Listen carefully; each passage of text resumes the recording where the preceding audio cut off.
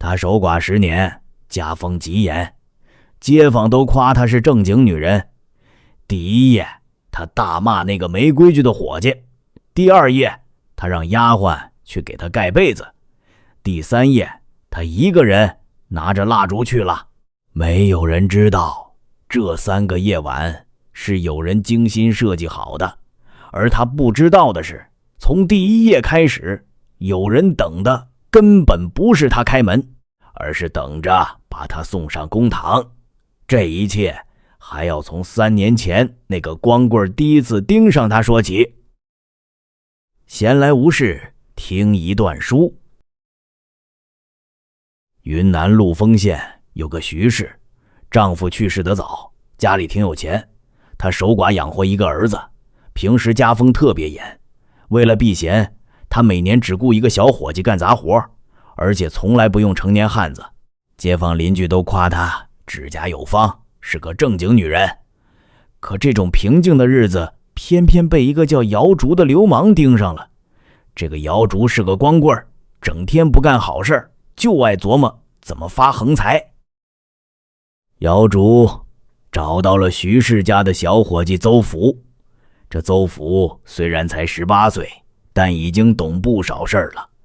姚竹就在一旁挑唆说，你家主母守寡这么久，心里肯定寂寞，你要是能跟她睡一觉，她肯定喜欢，得不得了。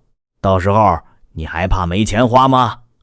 邹福一听吓坏了，说主母管得紧，每天晚上都要亲自带着丫鬟查房锁门，根本没机会下手。姚主冷笑一声，教了邹福一个损招。他让邹福晚上睡觉的时候故意不关门，还要光着身子假装睡着，只要主母路过看见，心里那股火肯定会被勾起来。邹福色迷心窍，真就照着做了。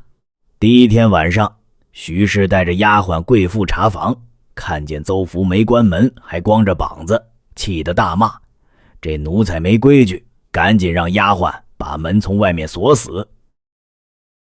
到了第2天晚上，邹福又故意不穿衣服假睡。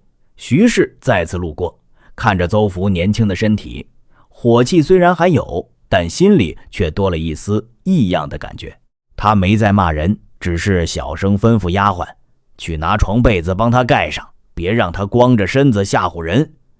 这说明徐氏的防线已经松动了。到了第3个晚上，徐氏竟然没带丫鬟，自己一个人拿着蜡烛去了。这徐氏站在邹福床前，看着看着，10年的守节功力彻底崩盘，他自己解开衣服就钻了进去。邹福假装刚醒，一把抱住主母，两人就这么好上了。为了瞒住丫鬟贵妇，徐氏还特意交代邹福，让他把丫鬟也给收了。这主仆2人既然都跟小伙计有了私情，自然互相帮着瞒。没过半年，徐氏的肚子竟然大了起来，她怀孕了。徐氏怕丑事败露，赶紧拿钱让邹福去买打胎药。邹福这人没主见，又跑去请教姚竹。姚竹一听，心想勒索的机会来了，他故意把固胎的药当成堕胎药卖给邹福，还骗他们说这种药最灵，要是药力太猛会出人命，孩子要是实在打不下来，说明胎气太稳，不如生下来，反正外人也不知道。徐氏被唬住了，只能听天由命。孩子生下来后，姚竹又耍了个滑头，他骗邹福说他需要一个刚出生的孩子当药引子。邹福觉得欠了姚竹的人情，真就把孩子偷偷送走了。姚竹拿到孩子，立刻变了脸，他用石灰把孩子尸体处理好，然后威胁邹福说，你家主母一个富家寡妇竟然偷汉子，这事儿要是告到官府，你们都得死，想要保命，拿100两银子来堵我的嘴。徐氏这下彻底慌了，他后悔没把孩子埋掉，反而送到了这个流氓手里。为了封口，他凑了50两银子把孩子换回来，背地里给埋了。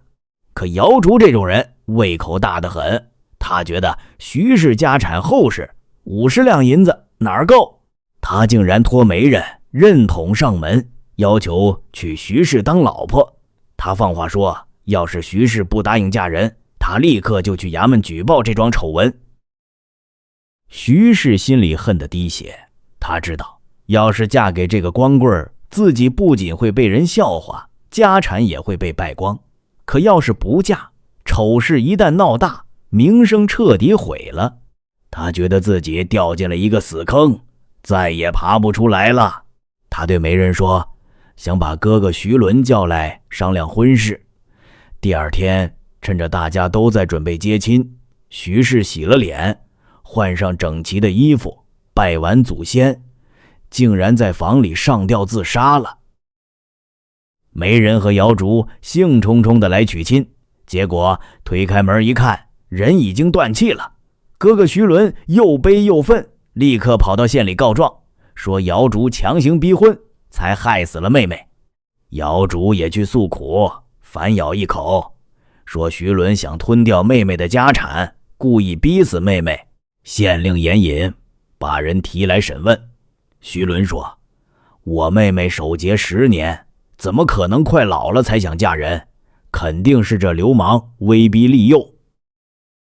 姚竹在公堂上拼命喊冤，他说自己是正经托媒人去娶亲，徐氏也是亲口答应了的。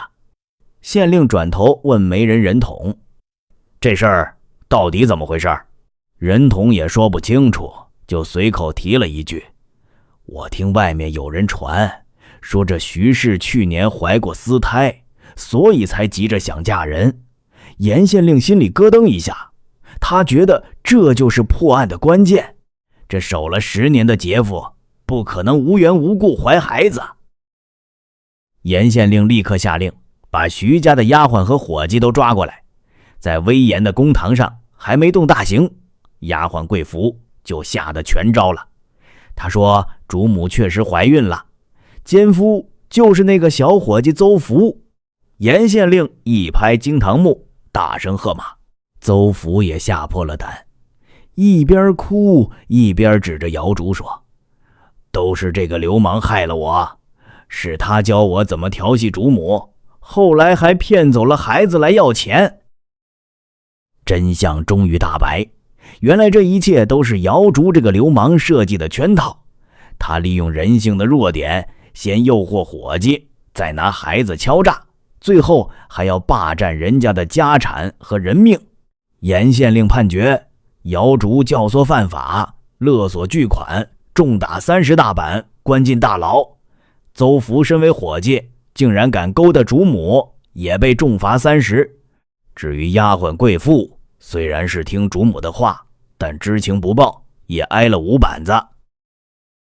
严县令在判词里写道，姚竹这种市井流氓，阴险歹毒到了极点。他先是教人学坏，然后以此为把柄，像吸血鬼一样压榨。那徐氏守寡10年，名声被毁，最后只能用死来证明清白。这个判决一出来，全县的人都拍手称快。这说明查案子不能只看谁死了，得追查死因背后那个最源头的动机。要不是严县令聪明，这案子就成了冤案。这桩案子也给了世人一个教训，一个原本清静的家，就因为放进来一个居心叵测的小人，最后落得个家破人亡的下场。徐氏虽然有错在先，但主谋姚竹才是最该死的那个。治案子不嫌麻烦，就怕马马虎虎结案。